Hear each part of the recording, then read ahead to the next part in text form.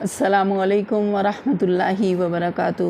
نحمدہ و نصلی علی رسولہ الکریم، اما بعد، فاعوذ باللہ من الشیطان الرجیم، بسم اللہ الرحمن الرحیم۔ رب اشرح لی صدری ویسر لی امری واحلل عقدۃ من لسانی یفقہوا قولی واجعل لی وزیرا من اہلی۔ اللہم فقہنا فی الدین، یا مقلب القلوب ثبت قلبی علی دینک، یا مصرف القلوب صرف قلبی علی طاعتک۔ اللہم الہمنی رشدی واعذنی من شر نفسی۔ اللہم انی اسألک الہدی والتقی والعفاف والغنی۔ رب اغفر وارحم وانت خیر الراحمین۔ رب ارحمہما کما ربیانی صغیرا۔ ربنا ظلمنا انفسنا وان لم تغفر لنا وترحمنا لنکونن من الخاسرین۔ ربنا لا تزغ قلوبنا بعد إذ هديتنا وهب لنا من لدنك رحمة إنك أنت الوهاب۔ اللهم إني أسألك علما نافعا وعملا متقبلا ورزقا طيبا۔ اللهم إني أسألك الهدى والتقى والعفاف والغنى۔ يا مقلب القلوب ثبت قلبي على دينك، يا مصرف القلوب صرف قلبي على طاعتك۔ اللهم ألهمني رشدي وأعذني من شر نفسي۔ اللہم انی اسألک الہدی والتقی والعفاف والغنی۔ اللہم بارک لنا فی اوقاتنا، آمین ثم آمین۔ چلیں آج کے لیسن کا آغاز کرتے ہیں آیت نمبر 183 سے۔ اعوذ باللہ من الشیطان الرجیم، میں پناہ مانگتی ہوں اللہ کی شیطان مردود سے۔ بسم اللہ الرحمن الرحیم، شروع اللہ کے نام سے جو بڑا مہربان نہایت رحم کرنے والا ہے۔ یا ایہا الذین آمنوا کتب علیکم الصیام کما کتب علی الذین من قبلکم لعلکم تتقون۔ اے لوگو جو ایمان لائے ہو، تم پر روزے فرض کر دیے گئے جس طرح تم سے پہلے انبیاء کے پیروں پر فرض کیے گئے تھے، اس سے توقع ہے کہ تم میں تقوی کی صفت پیدا ہوگی۔ اسلام کے اکثر احکام کی طرح روزے کی فرضیت بھی بتدریج عائد کی گئی۔ نبی صلی اللہ علیہ وسلم نے ابتدا میں مسلمانوں کو صرف ہر مہینے 3 روزے رکھنے کی ہدایت فرمائی تھی، جسے ہم ایام 20 کے روزے کہتے ہیں، 13، 14 اور 15، جو نبی صلی اللہ علیہ وسلم کی بھی روٹین تھی۔ نبی صلی اللہ علیہ وسلم نفلی روزوں میں خاص طور پہ ان کا اہتمام کرتے تھے، پیر اور جمعرات کا روزہ رکھتے تھے اور ایام 20 کے روزے رکھتے تھے، 13، 14 اور 15 تاریخ، چاند کی تاریخ کے حساب سے۔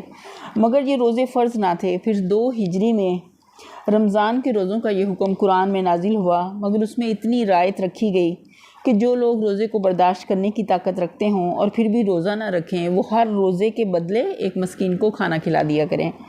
بعد میں دوسرا حکم نازل ہوا اور یہ عام رعایت منسوخ کر دی گئی، لیکن مریض اور مسافر، حاملہ اور دودھ پلانے والی عورت اور ایسے بوڑھے لوگ جن میں روزے کی طاقت نہ ہو، اس رعایت کو بدستور باقی رہنے دیا گیا اور انہیں حکم دیا گیا کہ بعد میں جب عذر باقی نہ رہے تو قضا کے اتنے روزے رکھ لیں جتنے رمضان میں ان سے چھوٹ گئے ہیں۔ اگلی آیت دیکھتے ہیں۔ ایاما معدودات، فمن کان منکم مریضا او علی سفر فعدۃ من ایام اخر وعلی الذین یطیقونہ فدیۃ طعام مسکین فمن تطوع خیرا فہو خیر لہ وان تصوموا خیر لکم ان کنتم تعلمون۔ چند مقرر دنوں کے روزے ہیں۔ اگر تم میں سے کوئی بیمار ہو یا سفر پر ہو تو دوسرے دنوں میں اتنی ہی تعداد پوری کر لے، اور جو لوگ روزہ رکھنے کی قدرت رکھتے ہوں پھر بھی نہ رکھیں تو وہ فدیہ دیں۔ ایک روزے کا فدیہ ایک مسکین کو کھانا کھلانا ہے، اور جو اپنی خوشی سے کچھ زیادہ بھلائی کرے تو یہ اسی کے لیے بہتر ہے، لیکن اگر تم سمجھو تو تمہارے حق میں اچھا یہی ہے کہ روزہ رکھو۔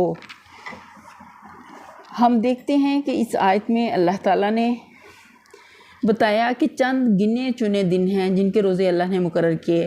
11 مہینے اللہ نے ہمیں کھانے پینے کے لیے دیے اور صرف 1 مہینے کے روزوں کی فرضیت ہم پر عائد کی، لیکن اس میں بھی رعایت رکھ دی ہمارے لیے کہ اگر کوئی بیمار ہو یا سفر پر ہو تو وہ کیا کرے کہ دوسرے دنوں میں اتنی تعداد پوری کر لے، کہ ہر سال میں 29 یا 30 روزے ہوتے ہیں، تو اپنے روزوں کا شمار رکھے، اور اگر اس کے روزوں میں جیسے بیماری کوئی آ گئی ہے یا سفر کی ضرورت پیش آ گئی ہے تو وہ اس میں اب رخصت لے سکتا ہے، وہ اس دن ان دنوں کا روزہ نہ رکھے اور بعد کے دنوں میں اتنی گنتی پوری کر لے۔ اور جو اپنی خوشی سے کچھ زیادہ بھلائی کرے، ایک روزے کا فدیہ ایک مسکین کو کھانا کھلانا ہے، اور جو اپنی خوشی سے کچھ زیادہ بھلائی کرے تو یہ اسی کے لیے بہتر ہے۔ اس خوشی سے بھلائی کا مطلب کیا ہے کہ یعنی ایک سے زیادہ آدمیوں کو کھانا کھلائے، یا یہ کہ روزہ بھی رکھے اور مسکین کو کھانا بھی کھلائے، تو یہ اسی کے لیے بہتر ہے۔ لیکن اگر تم سمجھو تو تمہارے حق میں اچھا کیا ہے کہ روزہ ہی رکھو۔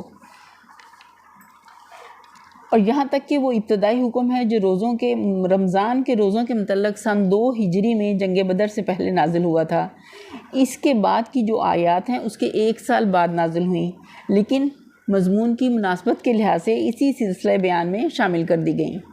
اگلی آیت ہے شہر رمضان الذی انزل فیہ القرآن ھدی للناس وبینات من الھدی والفرقان فمن شہد منکم الشہر فلیصم ومن کان مریضا او علی سفر فعدۃ من ایام اخر یرید اللہ بکم الیسر ولا یرید بکم العسر وَلِتُكْمِلُوا الْعِدَّةَ وَلِتُكَبِّرُوا اللَّهَ عَلَى مَا هَدَاكُمْ وَلَعَلَّكُمْ تَشْكُرُونَ۔ رمضان وہ مہینہ ہے جس میں قرآن نازل کیا گیا ہے، جو انسانوں کے لیے سراسر ہدایت ہے اور ایسی واضح تعلیمات پر مشتمل ہے جو راہ راست دکھانے والی اور حق و باطل کا فرق کھول کر رکھ دینے والی ہیں۔ ایک لمحے کے لیے اگر ہم سوچیں کہ ہمارے پاس قرآن کی یہ نعمت نہ ہوتی تو ہم کس قدر اندھیرے میں تھے کہ ہمیں پتہ ہی نہ چلتا کہ اللہ کی رضا کے کام کیا ہیں اور اللہ کی نافرمانی کے بچنے کے احکام کون سے۔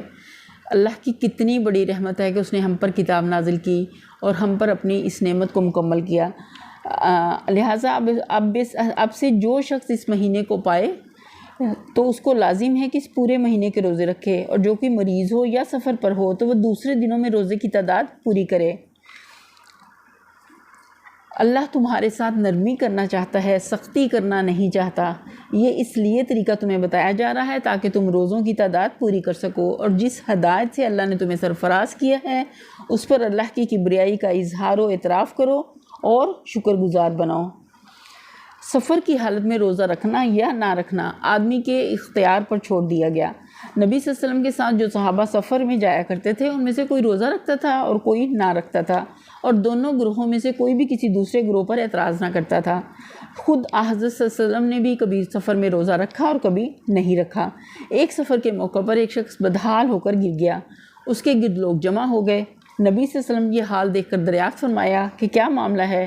عرض کیا گیا کہ روزے سے ہے۔ فرمایا یہ نیکی نہیں ہے۔ جنگ کے موقع پر تو آپ حکماً روزے سے روک دیا کرتے تھے تاکہ دشمن سے لڑنے میں کمزوری لاحق نہ ہو۔ حضرت عمر رضی اللہ عنہ کی روایت ہے کہ ہم نبی صلی اللہ علیہ وسلم کے ساتھ 2 مرتبہ رمضان میں جنگ پر گئے، پہلی مرتبہ جنگ بدر میں اور آخری مرتبہ فتح مکہ کے موقع پر، اور دونوں مرتبہ ہم نے روزے چھوڑ دیے۔ ابن عمر کا بیان ہے کہ فتح مکہ کے موقع پر حضور صلی اللہ علیہ وسلم نے فرما دیا تھا کہ دشمن سے مقابلہ درپیش ہے، روزے چھوڑ دو تاکہ تمہیں لڑنے کی قوت حاصل ہو۔ عام سفر کے معاملے میں یہ بات کہ کتنی مسافت کے سفر پر روزہ چھوڑا جا سکتا ہے حضور صلی اللہ علیہ وسلم کے کسی ارشاد سے واضح نہیں ہوتی، اور صحابہ کرام کا عمل اس باب میں مختلف ہے۔ صحیح یہ ہے کہ جس مسافت پر عرف عام میں سفر کا اطلاق ہوتا ہے، جس میں مسافرانہ حالت انسان پر طاری ہوتی ہے، وہ افطار کے لیے کافی ہے۔ یہ امر متفق علیہ ہے کہ جس روز آدمی سفر کی ابتدا کر رہا ہو اس دن کا روزہ افطار کر لینے کا اسے اختیار ہے، چاہے وہ گھر سے کھانا کھا کر چلے اور چاہے تو گھر سے نکلتے ہی کھا لے۔ دونوں عمل صحابہ سے ثابت ہیں۔ یہ امر کہ اگر کسی شہر پر دشمن کا حملہ ہو تو کیا لوگ جو مقیم ہونے کے باوجود جہاد کی خاطر روزہ چھوڑ سکتے ہیں، اس میں علماء میں اختلاف ہے۔ کچھ اس کی رخصت دیتے ہیں اور کچھ اسے کی اجازت نہیں دیتے، مگر علامہ ابن تیمیہ نے نہایت قوی دلائل کے ساتھ فتویٰ دیا تھا کہ ایسا کرنا بالکل جائز ہے۔ آگے ہے کہ اس پر اللہ کی کبریائی کا اظہار و اعتراف کرو اور شکر گزار بنو۔ آیت کا آخری حصہ کبریائی کا اظہار کیسے کہ یعنی اللہ نے صرف رمضان ہی کے دنوں کو روزوں کے لیے مخصوص نہیں کر دیا، بلکہ جو لوگ رمضان میں کسی شرعی عذر کی بنا پر روزے نہ رکھ سکیں ان کے لیے دوسرے دنوں میں ان کی قضا کو کر لینے کا راستہ بھی کھول دیا، تاکہ قرآن کی جو نعمت اس نے تم کو دی ہے اس کا شکر ادا کرنے کے قیمتی موقع سے تم محروم نہ رہ جاؤ۔ یہاں یہ بات بھی سمجھ لینی چاہیے کہ رمضان کے روزوں کو صرف عبادت اور صرف تقویٰ کی تربیت ہی نہیں قرار دیا گیا، بلکہ انہیں مزید برآں اس عظیم الشان نعمت ہدایت پر اللہ تعالیٰ کا شکریہ بھی ٹھہرایا گیا جو قرآن کی شکل میں اس نے ہمیں عطا فرمائی ہے۔ حقیقت یہ ہے کہ ایک عقلمند انسان کے لیے کسی نعمت کی شکر گزاری اور کسی احسان کے اعتراف کی بہترین صورت اگر ہو سکتی ہے تو وہ صرف یہی ہے کہ وہ اپنے آپ کو اس مقصد کی تکمیل کے لیے زیادہ سے زیادہ تیار کرے جس کے لیے عطا کرنے والے نے وہ نعمت عطا کی ہے۔ قرآن ہم کو اس لیے عطا فرمایا گیا کہ ہم اللہ تعالیٰ کی رضا کا راستہ جان کر خود اس پر چلیں اور دنیا کو اس پر چلائیں۔ اس مقصد کے لیے ہم کو تیار کرنے کا بہترین ذریعہ روزہ ہے۔ اللہ نے ہمیں امت وسط بنایا کہ جو کام پہلے انبیاء کی ذمہ داری تھی اب اس امت کی ذمہ داری ہے کہ لوگوں کو نیکی کا حکم دیں اور برائی سے منع کریں۔ اے باری تعالیٰ تو ہمیں اس کا اہل بنا دے، جہاں ہم میں کمزوری ہے اس کو دور کر دے۔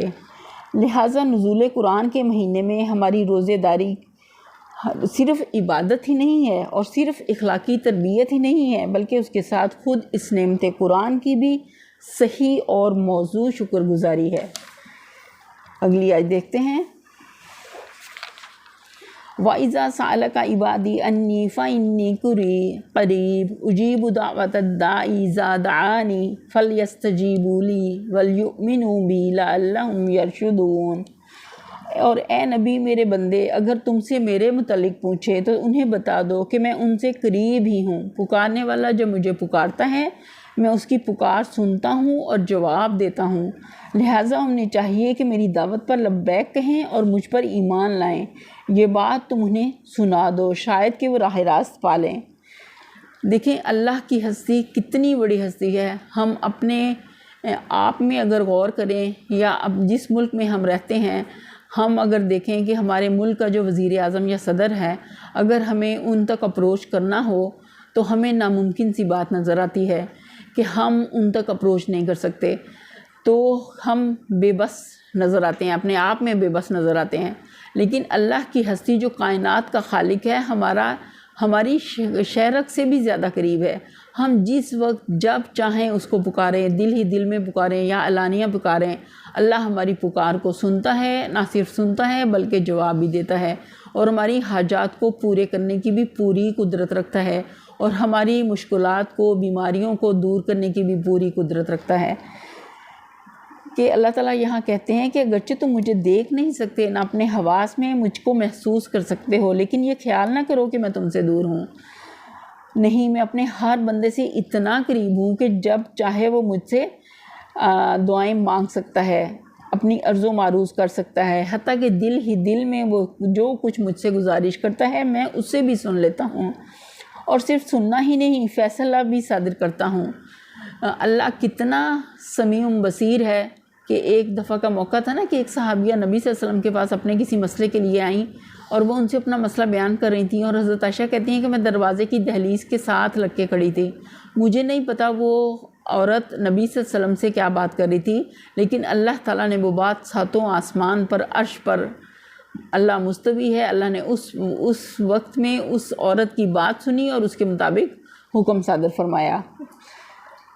اللہ تعالیٰ کہتے ہیں کہ جن بے حقیقت اور بے اختیار ہستیوں کو تم نے اپنی نادانی سے الہ اور رب قرار دے رکھا ہے، ان کے پاس تو تمہیں دوڑ دوڑ کر جانا پڑتا ہے، اور پھر بھی وہ تمہاری دعاؤں کو قبول نہیں کر سکتے، نہ تمہاری پریشانی کو دور کر سکتے ہیں، اور نہ ان میں یہ طاقت ہے کہ وہ تمہاری درخواستوں پر کوئی فیصلہ صادر کر سکیں، مگر میں کائنات بے پایہ کا فرما روائے مطلق تمام اختیارات اور تمام طاقتوں کا مالک تم سے اتنا قریب ہوں کہ تم بغیر کسی واسطے اور وسیلے سفارش کے براہ راست ہر وقت اور ہر جگہ مجھ تک اپنی گزارشات پہنچا سکتے ہو، لہٰذا تم اپنی اس نادانی کو چھوڑ دو اور ایک بے اختیار بناوٹی خدا کے در پر مارے پھرتے ہو۔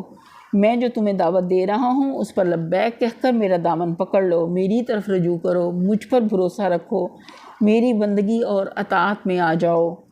اگلی آیت کا آخری حصہ ہے کہ یہ بات تم انہیں سنا دو۔ نبی صلی اللہ علیہ وسلم کو کہا جا رہا ہے کہ تم یہ بات انہیں سنا دو، شاید کہ وہ راہ راست پالیں۔ یعنی تمہارے ذریعے سے یہ حقیقت حال معلوم کر کے ان کی آنکھیں کھول جائیں اور وہ اس رویے کی طرف آ جائیں جس میں ان کی اپنی ہی بھلائی ہے۔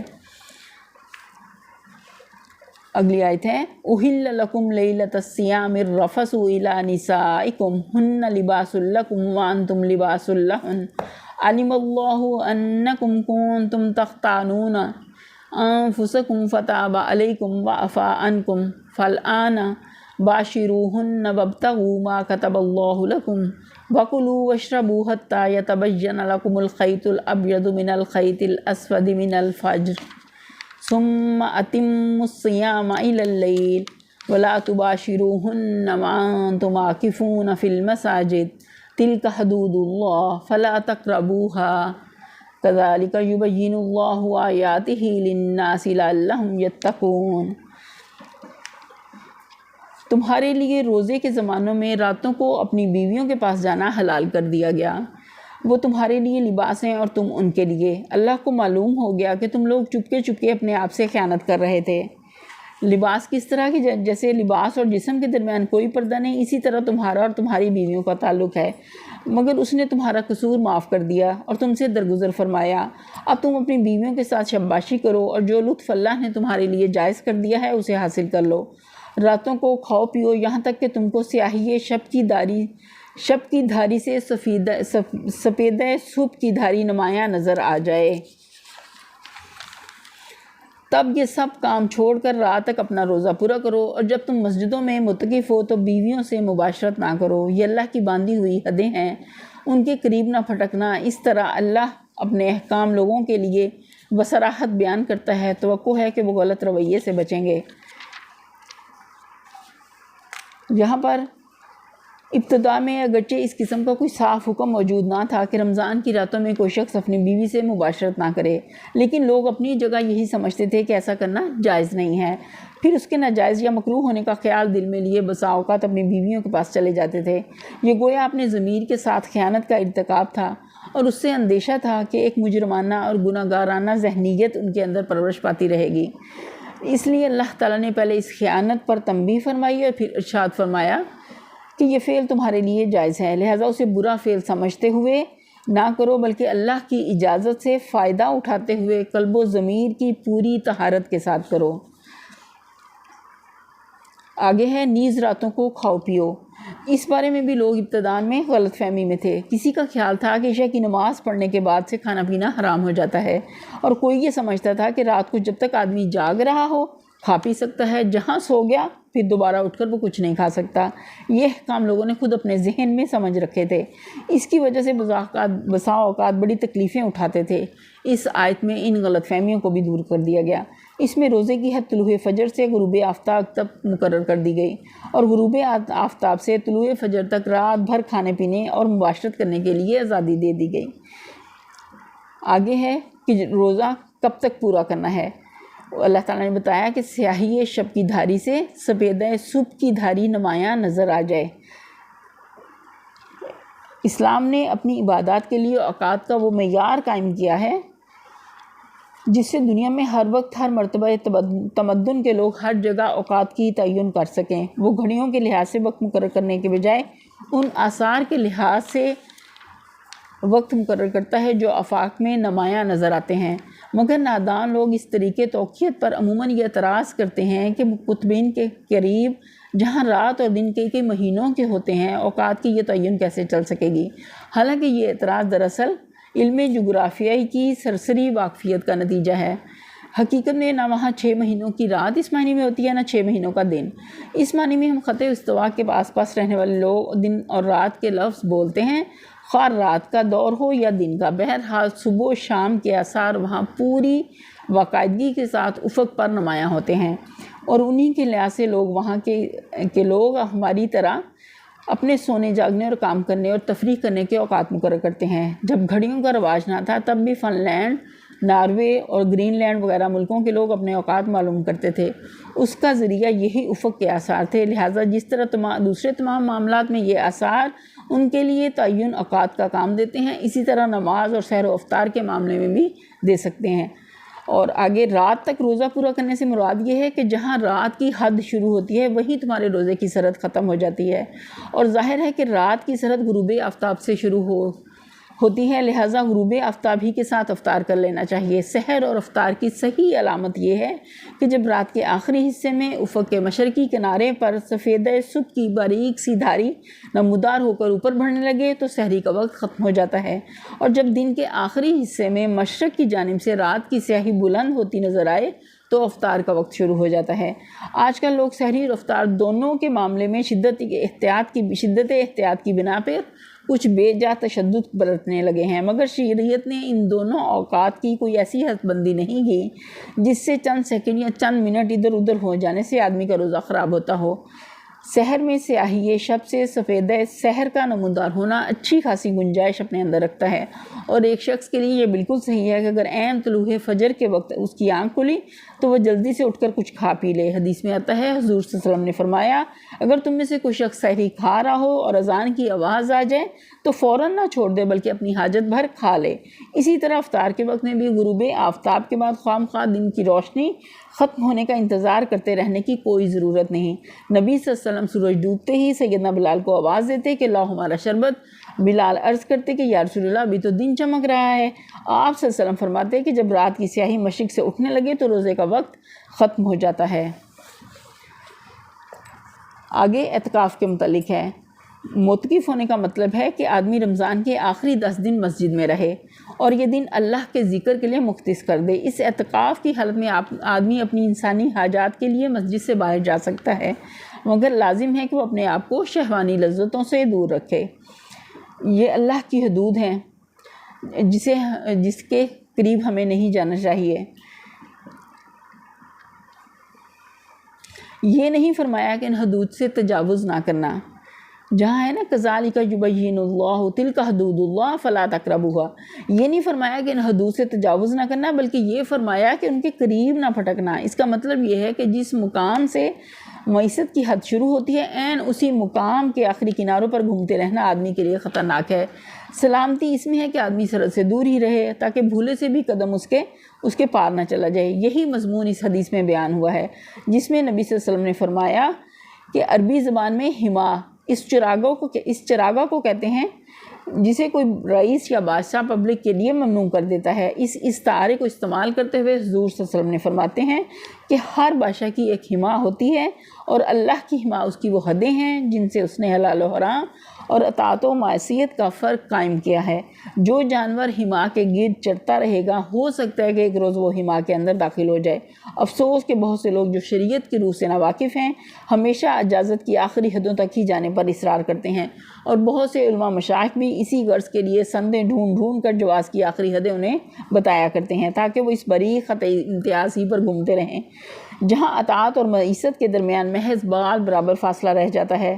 اس کا نتیجہ ہے کہ بکثرت لوگ معیشت سے بڑھ کر ضلالت میں مبتلا ہو رہے ہیں، کیونکہ باریک سرحدی خطوط کی تمیز اور ان کے کنارے پہنچ کر اپنے آپ کو قابو میں رکھنا ہر ایک کے بس کا کام نہیں ہے۔ اگلی آیت ہے،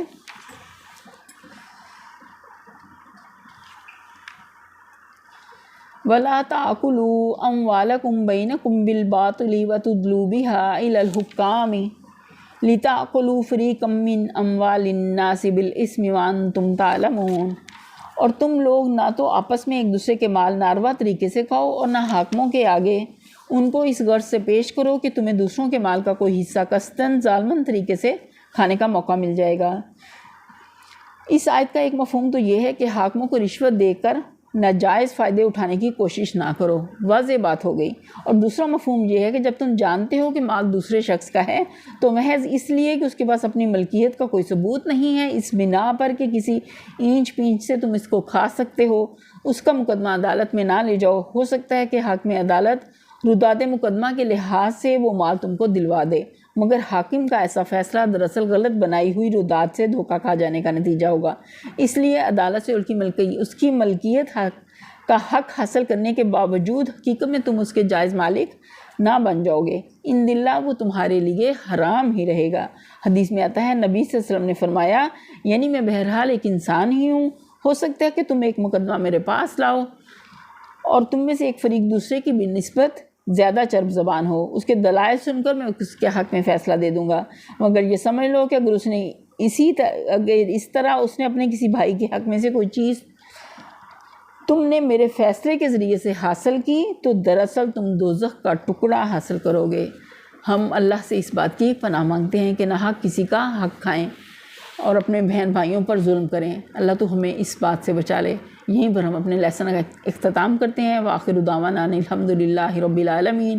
سبحان ربک رب العزت عما یصفون وسلام علی المرسلین والحمدللہ رب العالمین۔ آمین ثم آمین یا رب العالمین۔